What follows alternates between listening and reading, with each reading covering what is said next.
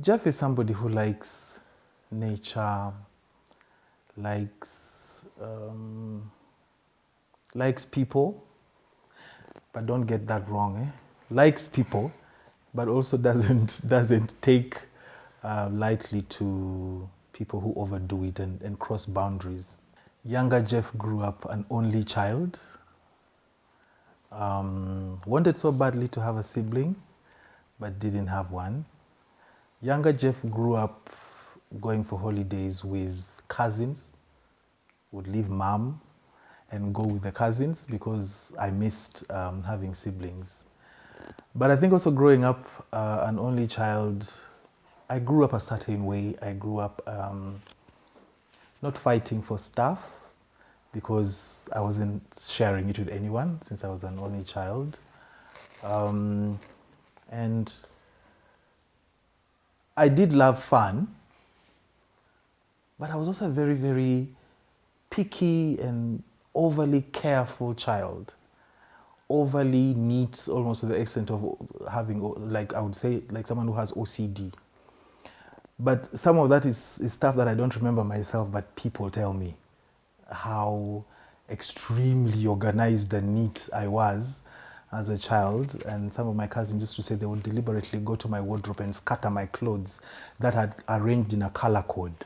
I remember tagging along with my mother almost everywhere. But I also remember sometimes being left alone to my own devices. And one of those was putting on mom's shoes and dresses and skirts and getting a sweater, my school sweater, and putting it over my head and pretending that was very long hair. I don't know exactly, and flipping it like that.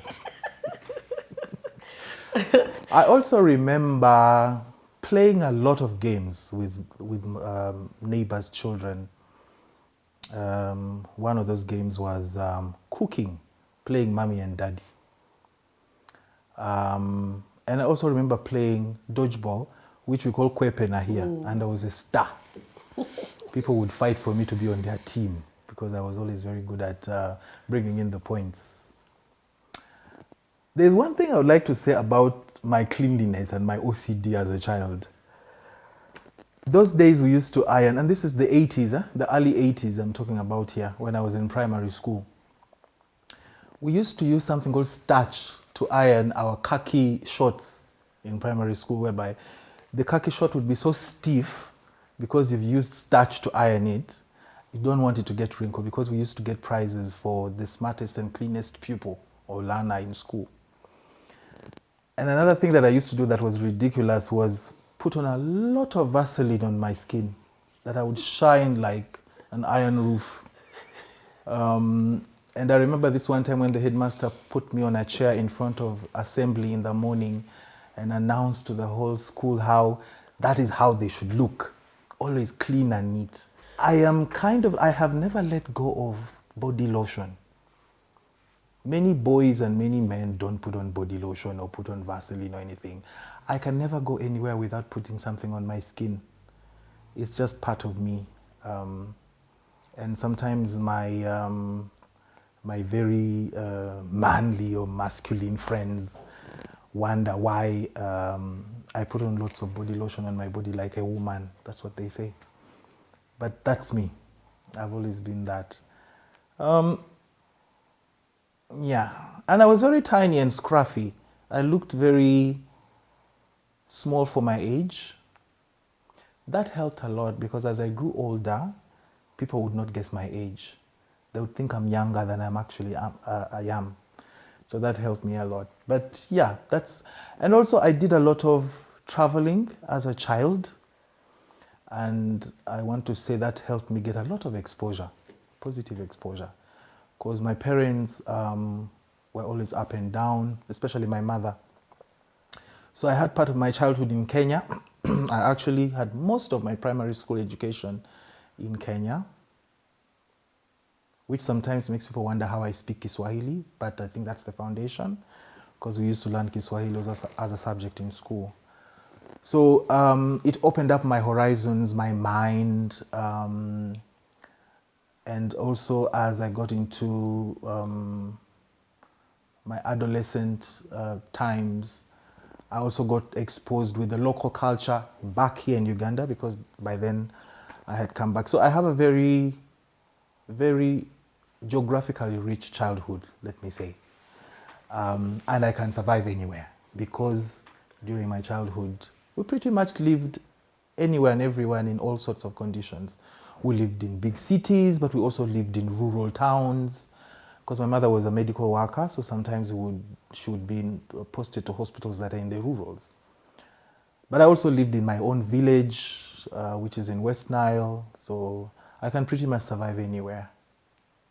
That is why I was able to stay during lockdown, COVID lockdown in the village for 7 months, which shocked everybody. Oh, that is my bosom buddy. She's the person I've spent most of my life with. She's somebody who, because my parents separated when I was probably 3 or 4, and they never got back together again. So I've mostly spent time with my mother. And because I was her only child, we were friends. It was a very friendly, open parenthood-childhood relationship where basically I could tell her anything and she could tell me anything. And I mean anything. Anything. Oh. Yes, without reservation. My mother also was a very open-minded woman who told me about the bees and the birds, taught me about women's bodily health, because she was a woman. She wanted me to understand that whatever she would be going through, so that I could understand it. I guess in case she needed help, I was the only one around, then I would help her. And so it was a very, very close relationship with my mother. I did love my father a lot also, and occasionally would see him, but it would be like long stretches of time. But my father was also an equally very loving person. He passed on sometime, I think it's now a year or so. But he was also another open-minded person, who more open-minded than my own, than my mother, and very liberal in his thoughts. May his soul rest in peace. Yeah, but I grew a lot with her, with my mother. I was about to be one time. I had a baby, but the baby died just during labor. Yes. I gave him a name, so I consider myself a parent. But I do have young people in my family that look up to me, that I take as my children as well. And young people within the wider community whom I give advice to here and there. So I do consider myself a parent. Are you parent? Do you think that the ways in which you were parented kind of find themselves spilling over into the people that you parent? Yes, I guess so. One thing that a single parent goes through is quite a bit of struggle, because it doesn't matter how much money a single parent has. There are times when you need the physical presence of a second parent, right? So that sometimes puts children in a not so ideal state of maybe upbringing or having all that they would have needed. So I guess that has also opened up my mind and my heart to always be helpful to young people who need that help.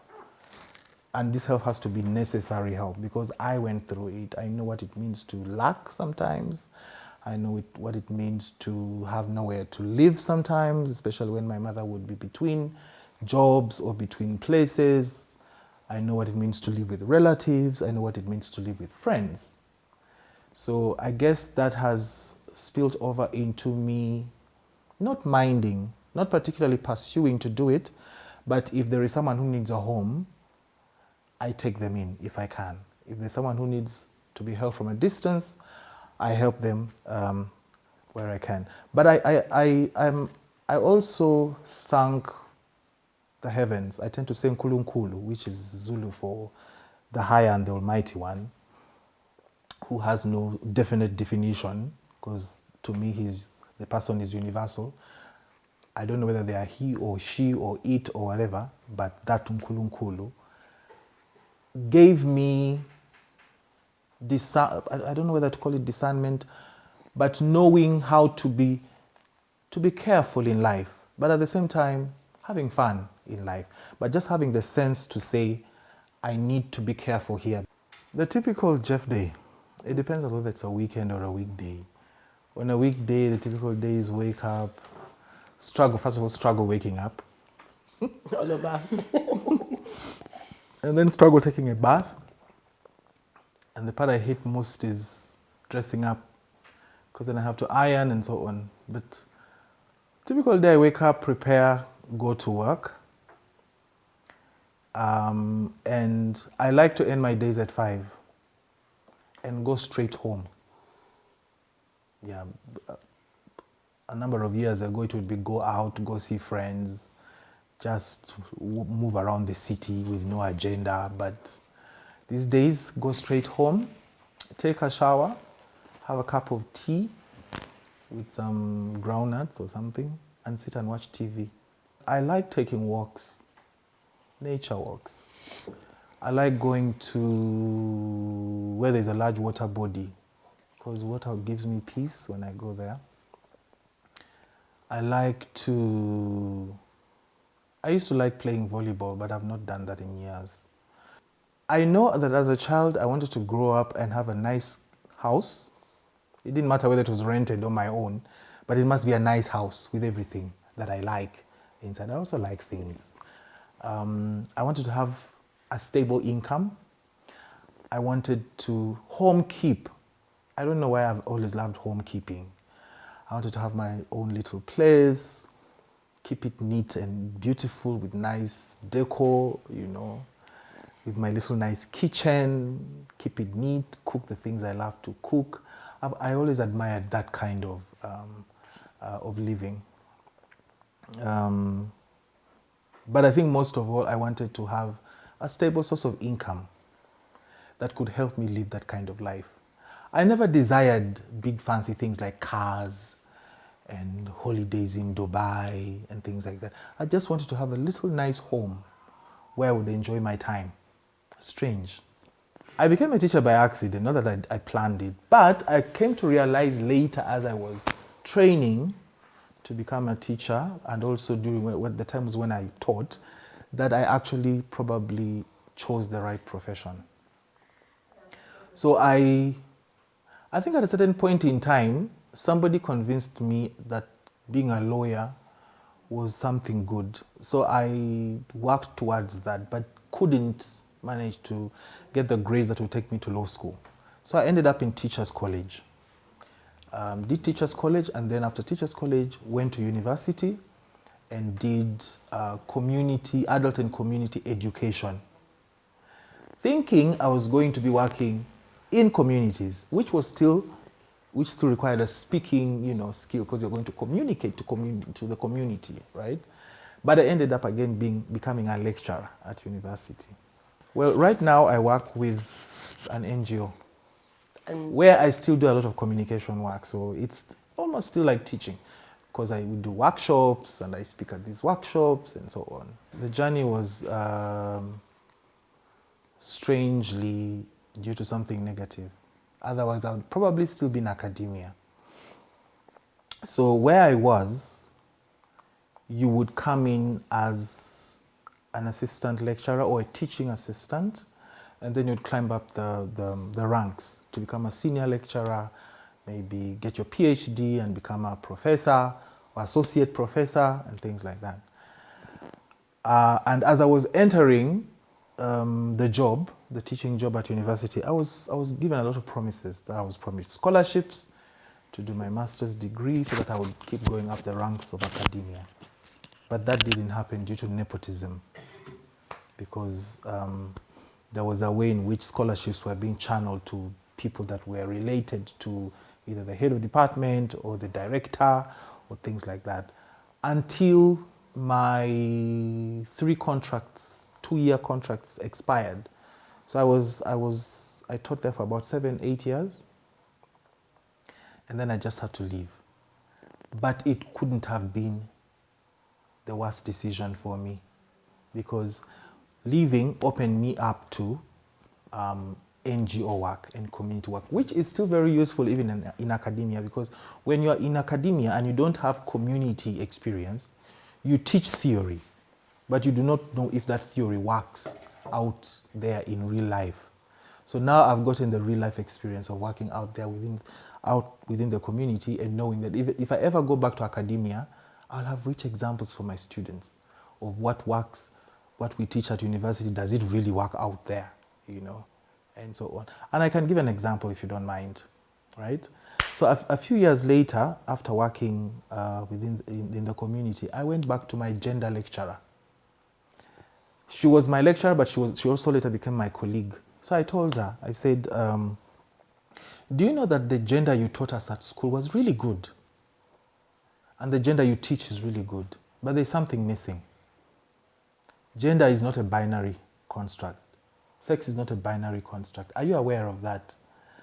And she said, I'm just going to imitate how she used to speak. She used to say, for me, I am a Seventh-day Adventist. To me, those are things I don't want. So how things are taught at uni is not how they are. The understanding of many professors or lecturers at university is very theoretical.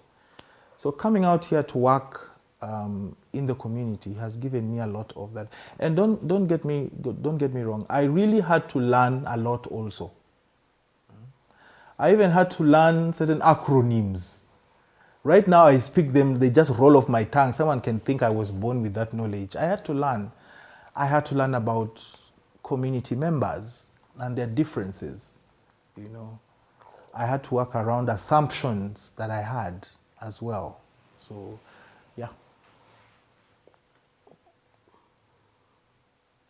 When you speak, you keep saying community members.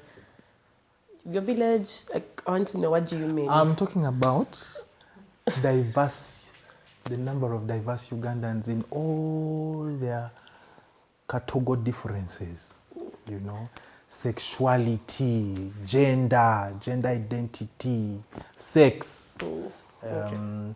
Yeah, those are the people I'm talking about. I'm talking about people, amazing people that I met and learned a lot, that I've worked with, that I've learned a lot from. The LGBTQ plus community. Sometimes we just say the LGBT, but I also worked with the intersex community a lot and learned a lot from them. So that's the community. But let me start from the beginning, I think. Someone took me to a party. I think it was one of those after workshop, end of workshop kind of parties, right? Now remember, I didn't talk about why am I saying remember as if I talked about it before. So before that, I was introduced to the community, the LGBTQ community out there. I was introduced to gay men, basically, and a few lesbians here and there.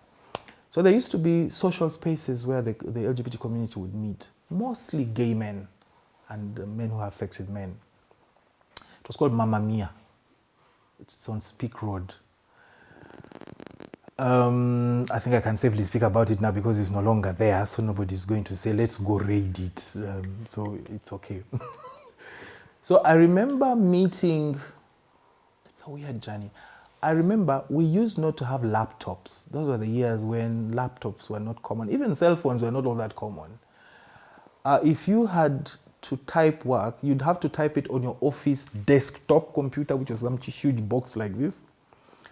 And we would share those desktops.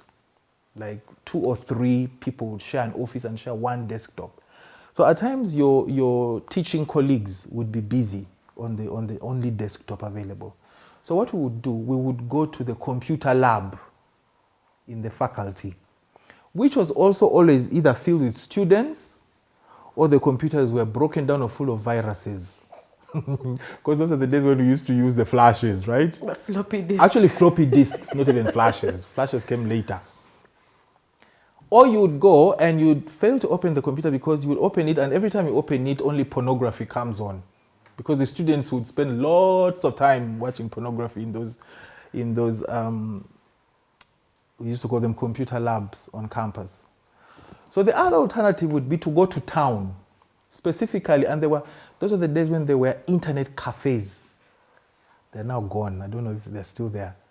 So we'd go to an internet cafe and do your work from there, which was also not really, it wasn't professionally right, because you'd end up probably, let's say you're typing an exam and you'd go and leave, accidentally you fail to delete the exam from the computer.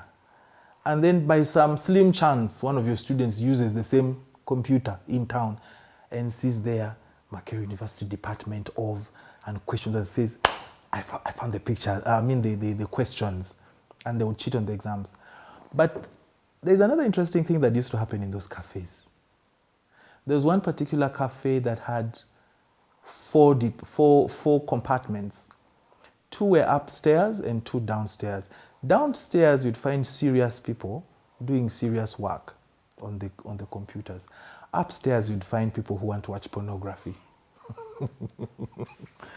And trust me, the gay community loved going upstairs. That's where all the hanky-panky happened. That's where they would surf the pornography. That's where they would do all that stuff. But of course, sometimes when it would be full downstairs, but one thing I should say is that the staff of the cafe did not know what was happening up. So they would just send people up. But somehow there was an unspoken code and language. Everyone who used to visit that cafe knew that upstairs were where you obsegu, you don't go there. Or upstairs is where they would have, there would be weird things going on. And there are days even I caught some of the internet cafe staff themselves participating in those things. So I noticed, I was on my computer, and I noticed that the gentleman sitting next to me was quite a mature man. He was probably in his 50s or 40s. He was watching porn. And he was, what struck me was that he was actually watching gay porn. I didn't say that for the longest time, I didn't understand my feelings of being attracted to fellow guys. And I know this is weird to say in 2023, but I thought I was the only one with these weird feelings. To see another human looking at 2 men kissing each other was a shock to me. My first reaction was, oh my God, this guy enjoys the kind of stuff I enjoy, right? So I remember not knowing how to approach him.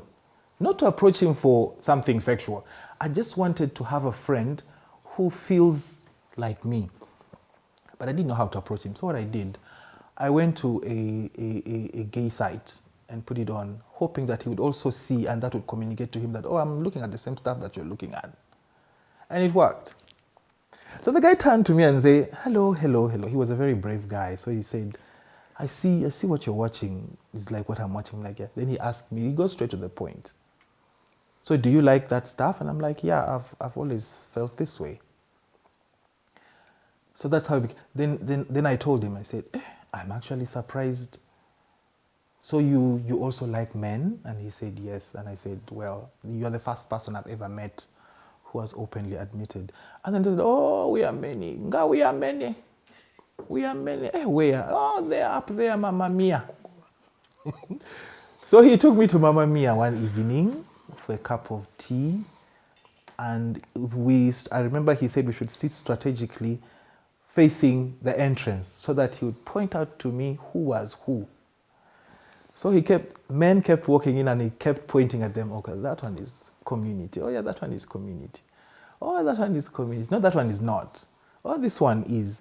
And I remember that day about 15 guys walked in and he pointed to all the 15 and said, those are members of the community. Now, there was one other weird thing. People were thirsty and everyone was asking him, who is this one? Who is that one? Who is this one? I was almost mobbed because everybody wanted to be my friend. So that is the first time I met the community outside work, right? Now, so fast forward, I had left my job, my other straight job, and I was home. And then somebody called me and said there's a party for an LGBT organization. Because I didn't even know the name of the LGBT organization. There's a party for an LGBT organization here. They've had their workshop. Please come, and you're my plus one. Come. So I went to, I remember it was Gaba Bunga, somewhere there. And then somebody introduced me to Pepe. This person called Pepe. I go, that's Pepe. And then the person says, oh, by the way, Pepe is also from your area. I'm like, which? And then Pepe asks me in Lubarangoni. And I'm like, okay. I also had some kind of attitude. I first looked at him from toe to hair, hair to toe. I'm like, okay. So that is how I got introduced to activism, basically. So Pepe, we got to know each other with Pepe. And then I met Frank. Now, Frank was also another story because when I was introduced to Frank, and interestingly, I met Frank in a taxi. Somebody said, you see that small guy who has just entered? Hey, that one is a very powerful guy. He's the director of an LGBT organization. So I go to this workshop, and there again is the little man, Frank. I'm like, oh, okay. Then I got to now know more about Frank through Pepe, and then my respect for him just grew exponentially. I was just like, oh, wow, this little man, he's not little for nothing, he has done a lot, right? And I got to also hear about his life story. And so that's how basically I got introduced to working with the community formally in NGO work. So fast forward, I found myself working at Sexual Minorities Uganda. My title, I remember then, was Development Officer.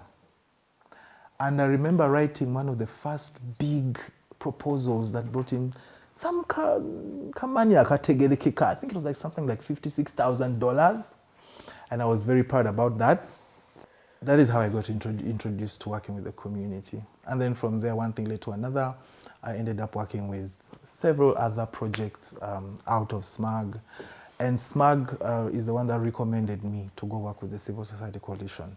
I only worked at SMAG that time, I think, for less than a year. And then I straight away went to the Refugee Law Project, where I had gone to do work around AHA 2014. Yes, the earlier AHA, which was actually, they started the discussions on it in 2009.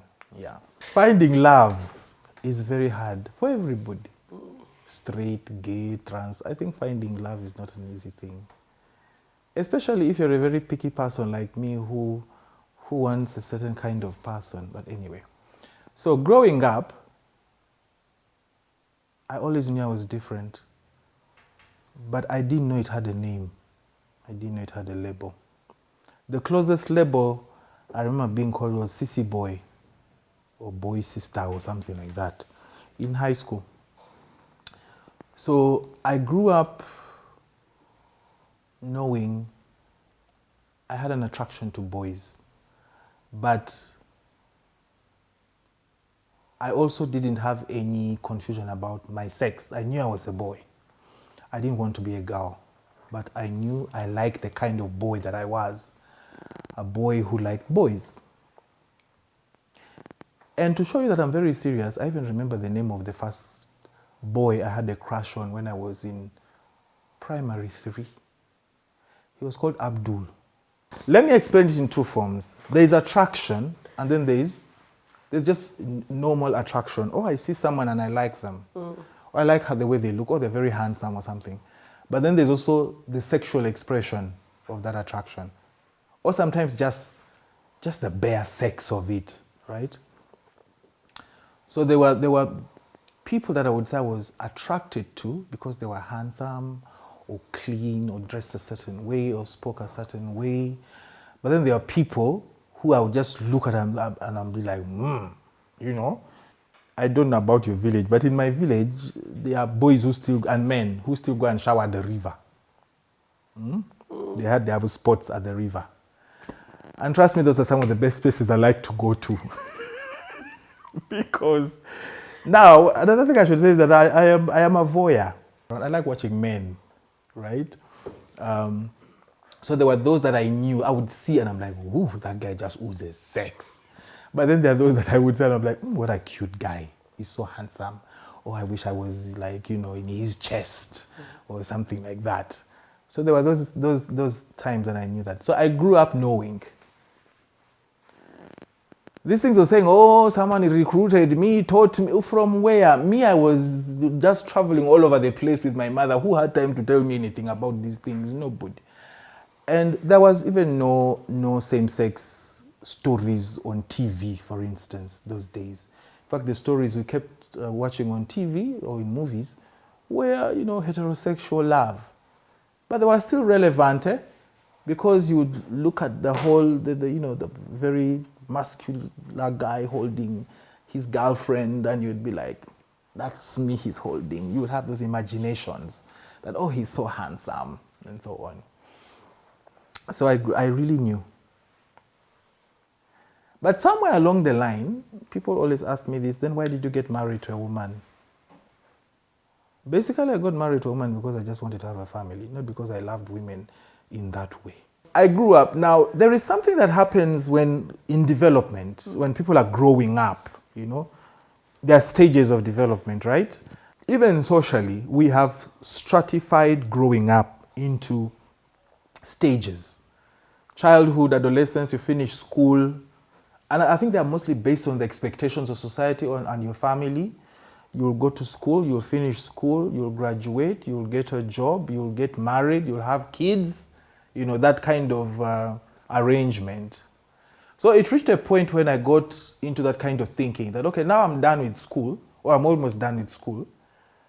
I want to get married. And around that time when I got married, there was like a wave of my peers getting married. It was like some kind of competition. I don't know what was going on. Every month or 2 or 3 or so, there was a wedding in our hometown. And it was always people we grew up with or we went to school with, right? And they were all marrying each other. We were all marrying each other. Schoolmates and classmates and village mates and whatnot. I don't know where that muzimu came from, but it was some kind of thinking that came into all of us. So that's how I got married. I really got married. However, I must also say this. I also got married thinking, I was still struggling with my sexuality. I knew. But remember, there's always some other influences that come in, especially religion. People are telling you this is the right way to feel. This is the right way to think.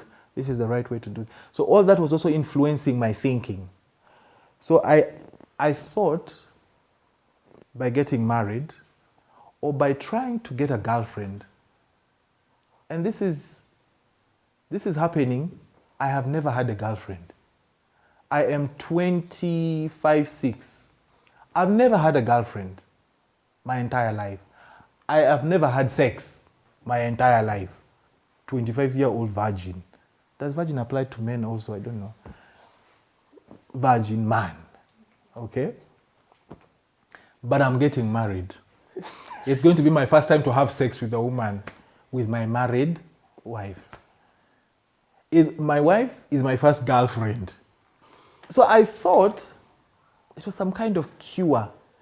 Maybe I'll teach myself to like a girl if I got married. Biggest mistake of my life. I married the sweetest person. It's amazing that she's still friends with me after today, with all my shenanigans. But yeah, that's getting married was, I think, needed, because it is in marriage that I realized, Geoffrey, this is not who you are. Banang. Making that baby was such a struggle.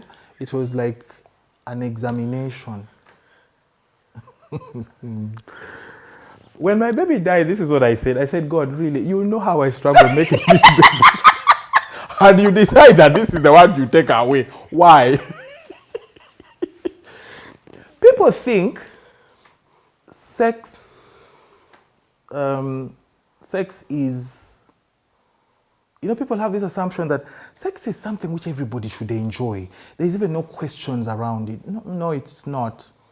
If it's not the kind of sex you enjoy, or if you're not even in the mood, you will not enjoy that sex. That's why we talk about things like rape. You know, people make very careless statements about rape.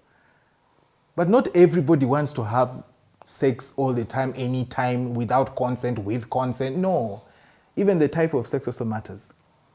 So basically, if I told this story to a hot, red-blooded heterosexual man that I was struggling to have sex with a woman, they would be like, why don't you give her to me? In fact, someone in this community who's an ally once told me, just give me your wife or your ex-wife. Because they couldn't understand how I was struggling to have sex. But that is the fact.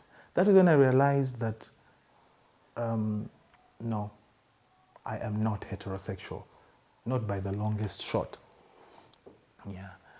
And then I left. I am not divorced, but I am separated. And we're still good friends. Her family collected every little clip in the newspaper, on social media, and even recorded the news reels or whatever they call them about my work, especially during the first struggle when we were fighting against the first Anti-Homosexuality Act. Because I used to do a lot of those, interviews with journalists and so on. There were articles written by foreign journalists.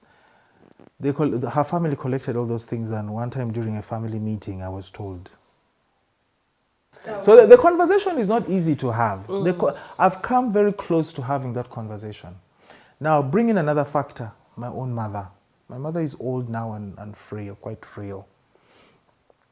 I remember before we went for the family meeting with my former in-laws, I'll call them former because really that tie has been broken. We had a discussion as our family, including my mother and my uncle. And I said, guys, I am tired of lying. Or I'm tired of trying to tell people things and they don't want to believe. So for me, I am going to talk at this meeting.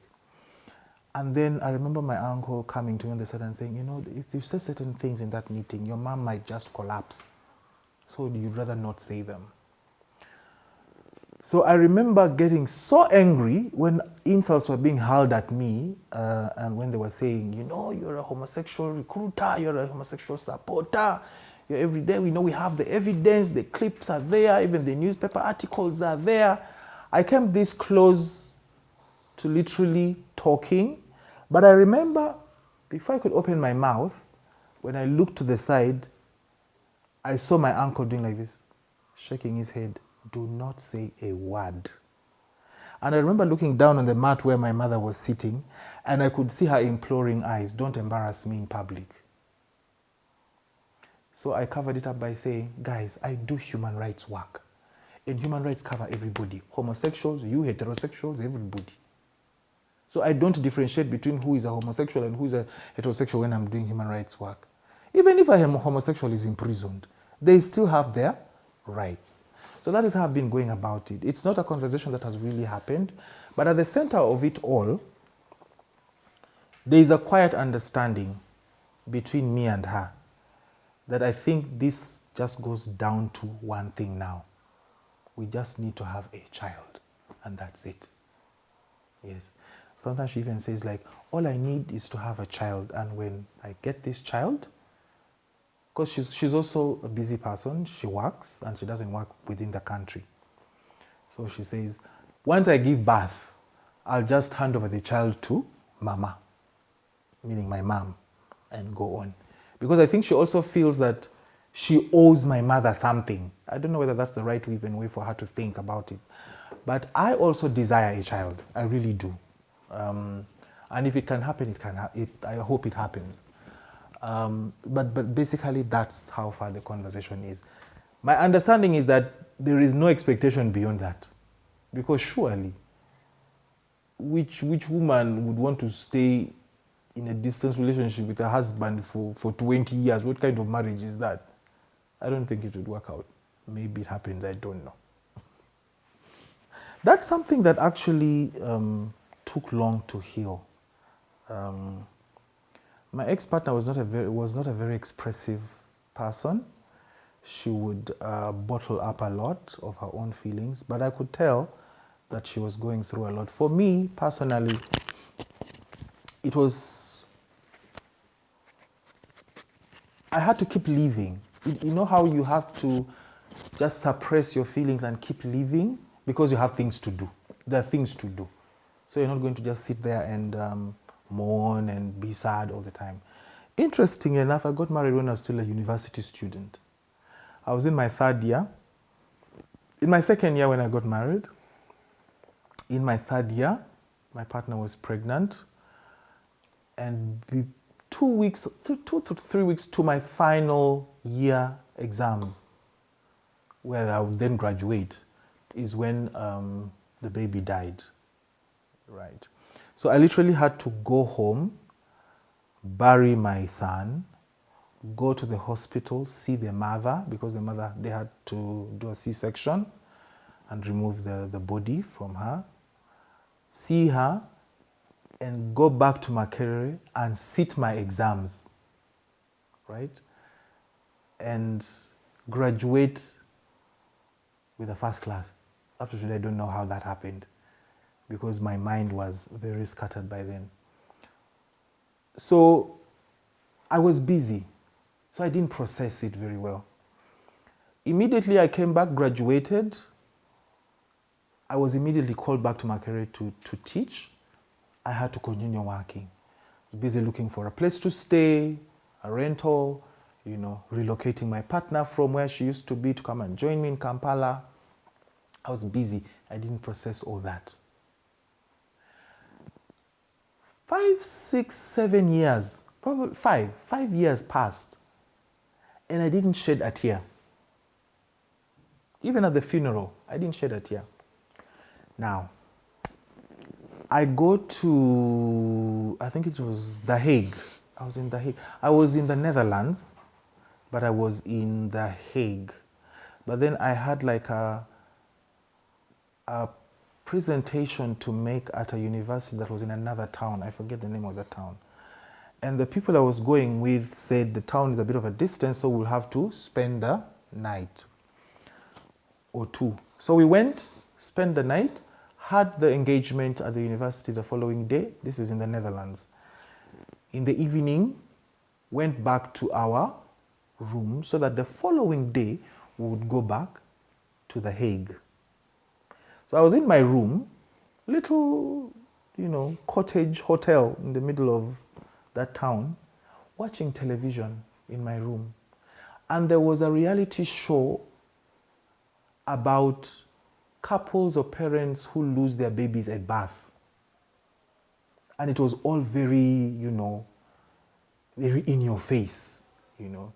A baby is being born and then the baby has come out and it's not breathing and the doctors are struggling to resuscitate the baby so that it can start breathing. The mother is so anxious, the father is anxious, and so on. This is 5 years after I lost my own baby. I had a breakdown. So this was the first time I was mourning my child, and it was triggered by that reality show on TV. And I was told, I don't know, I was told that the moment I entered my room that evening, I didn't talk again until 4 days later, but I don't remember anything. So in the morning, my colleagues wanted us to leave and go to the train station to catch the, I think it was 8 o'clock or 7 o'clock train. And they were banging on my door and I was not opening until they had to go get the hotel management to come and open the door. And they found me sitting on my bed like this, seemingly awake and alert, but I had zoned out. They packed my bags, they got me, they say I walked out of the room. I went with everybody to the train station. We sat in the train, got to The Hague. They took me to my place my apartment where I used to stay. I went in. I told them I'm fine. I don't remember. I said I'll be okay. They They told me to lock the door. I locked the door. The following day, I didn't show up at work. They came for me. They said, am I okay? I said, I'm okay. The only words I could say was, yes, I'm okay. No, yes, no, yes. They said, I didn't talk for 4 days. They took me to a shrimp. And 4 days later, I started speaking. But I could not remember a thing. The last thing I remembered was I was in that town and I gave a presentation at a seminar and I went back to my room and I was watching TV. I don't know what. So that is how it was for me. And then that was then followed up by anger.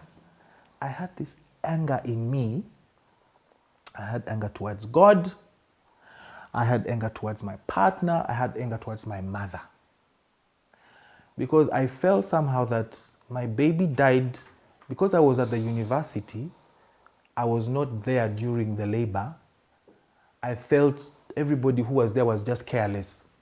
They didn't know that this was a special child. I told them I would have done this. I was painting scenarios and saying how my baby wouldn't have died if I'd been there, because I would have done this and I would have done that. And the thing that pained me most was that my mother was a midwife.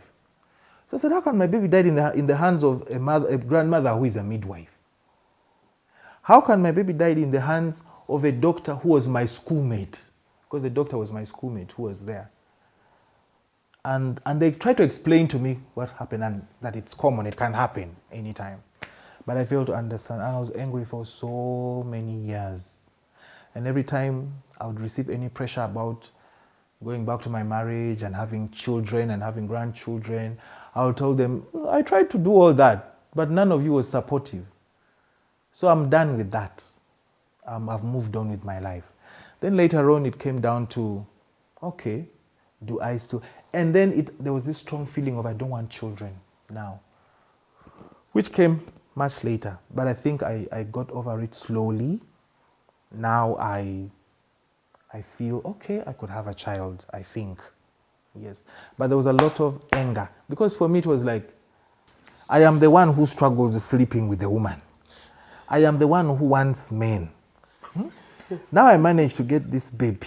Now again the baby dies. Now I'm going to go back to this struggle again of being with the woman sexually. How am I going to do this?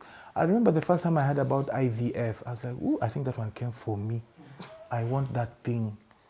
Then we went to ask and they told us 26 million. I said, what?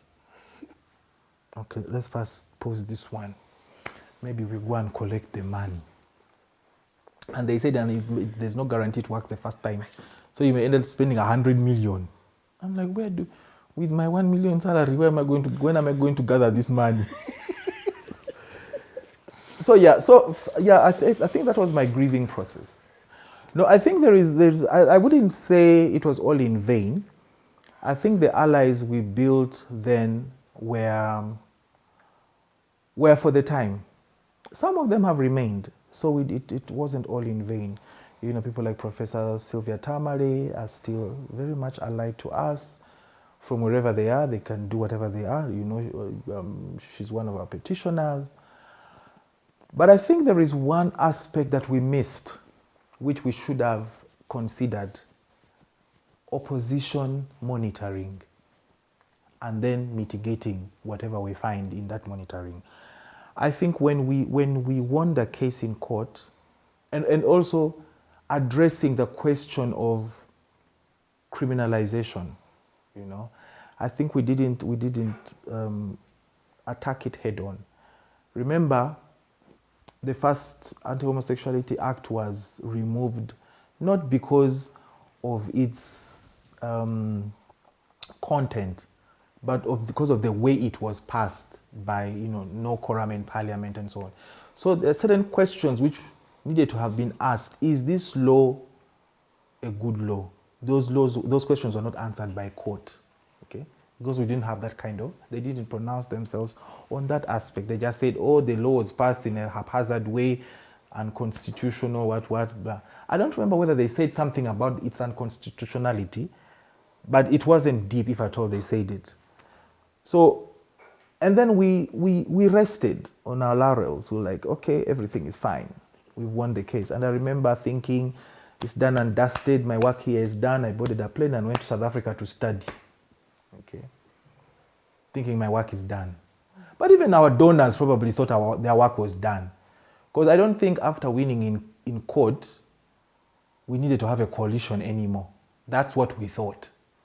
But in hindsight, I think we needed to have maintained working, because there was still the question of public attitudes.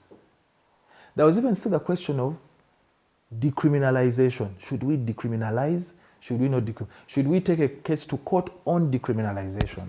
Because we still had the penal code provision on that. I think section 145, 146, right? But we didn't pursue all that. So we all just went back and went to doing our normal lives.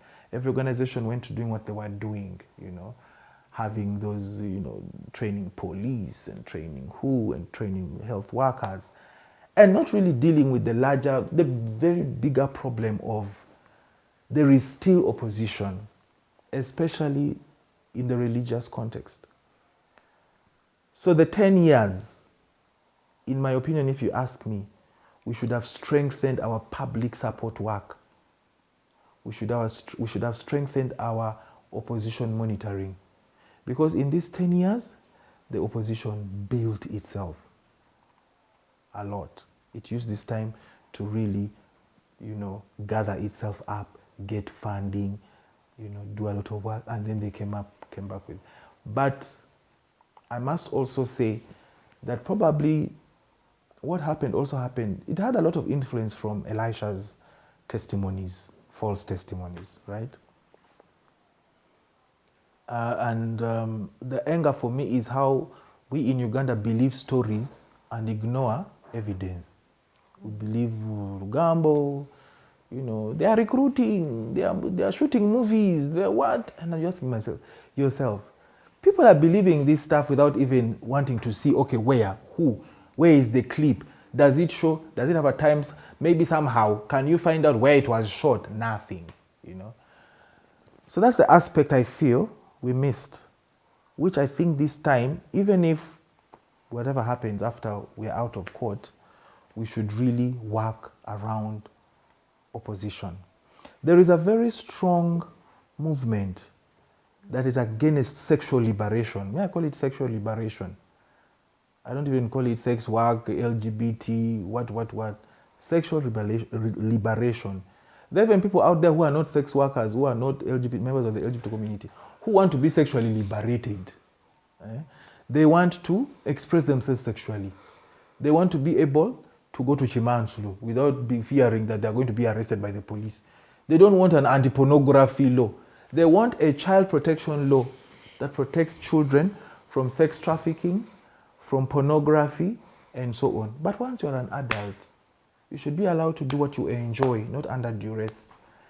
So we need to work together to identify these forces, these Christian forces. I'm not even going to call them religious, because they're not even Islamic. They're mostly Christian forces, led by particular denominations, and everybody else is following them, that are against family planning,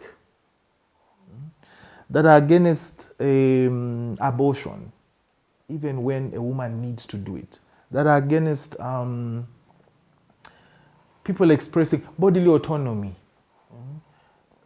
women, that are against women's rights, and so on. They are a force. They are not only here for homosexuals, they're here for sexually liberated people. They want the traditional, stuff, of family, the way family looks, is what they want. And yet, they themselves also have their own struggles. There's a lot of abuse going on in those churches, and some of them are sexual in nature. They've been coming out. We've been seeing these things.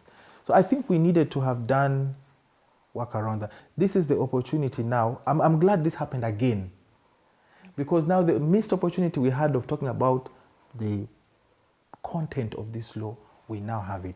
Now let's hear ourselves once and for all. Uganda, Do you believe this law is unconstitutional or not? Let's see. Me, I think we're long ready, a long time ago. And I think decriminalization has nothing to do with the public. I don't know why the government of Uganda listens so much to the public and the public listens so much to the government, to the leaders, political leaders, because these are two separate entities of people. The public is using popular topics like homosexuality to threaten their leaders. If you don't vote for this thing, we're not voting you into power. The leaders are using the topic of homosexuality to stay in their positions. There are even those who are quietly dying there, but they have to pretend that they are against the LGBT community because they want to remain in a certain position. This money, people love it so much. I don't know why, it's just pieces of paper.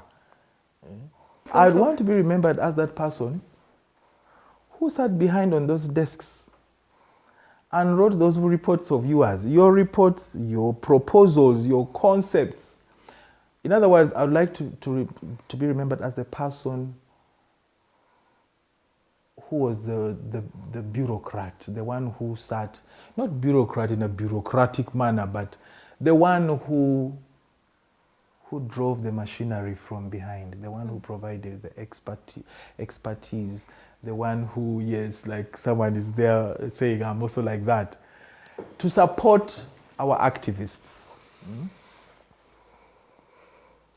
At a certain point, I wanted to remember like the radical activists who would go to parliament with a placard, stand at that gate alone, and then be arrested while being shot on, not shot with a gun, with a camera. Good. While it's all being broadcast on national TV, you know? But me and rats and the dirty floors and lies in a prison. I thought twice. And I said I will use other means. But I would also like to be remembered as the person who lived their authentic self. Yes. And didn't give 2 Fs. Yeah. I've told my mother, me being a homosexual or not a homosexual does not make any difference. I am still your son who goes home, gives you money, makes sure you've eaten, makes sure there's electricity in the house, makes sure you're comfortable. Have I changed? And I wanted her to answer that question. Has anything changed in me? And she said, no.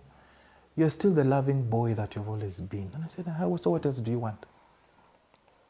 You want children? Mpozi. You'll see. But as for me, I have remained the same Jeff, really. While for you here, you don't know what you have. People out there busy admiring me and saying, that woman is lucky. Yes, you get.